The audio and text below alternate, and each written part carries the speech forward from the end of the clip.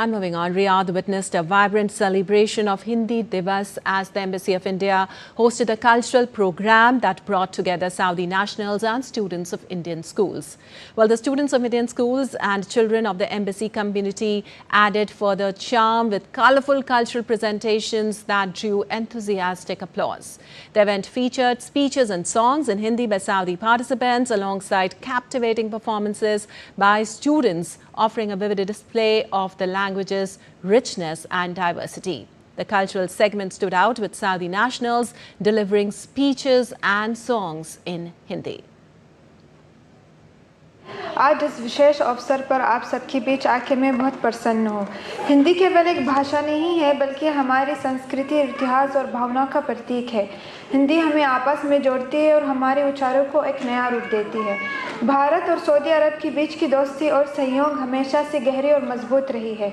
मैं इस दोस्ती को दिल से सराहती हूँ। I'm a big fan of Bollywood, so today I'm going to present one song for all the Indian nation.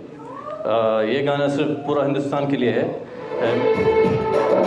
हम लोगों को समझ सको तो, हम लोगों को समझ सको तो समझो दिल भर जानी, जितना भी तुम समझोगे उतनी होगी हैरानी। हम लोगों को समझ सको तो समझो दिल भर जानी, जितना भी तुम समझोगे उतनी होगी हैरानी। अपनी छतरी तुमको दे दे कभी जो बरसे पानी, कभी नए पैकेट में भेजे तुमको चीज पुरानी, फिर भी दिल है हिंदुस्तानी, फिर भी दिल है हिंदुस्तानी। Well, India's ambassador to Saudi Arabia, Dr. Suhail Ajaz Khan, underscoring the Government of India's commitment to the promotion of Hindi. हमें गर्व होना चाहिए कि हम उस देश के नागरिक हैं जहां हिंदी जैसी समृद्ध भाषा बोली जाती है। आज हिंदी भाषा की लोकप्रियता भारत की सीमाओं को पार कर चुकी है।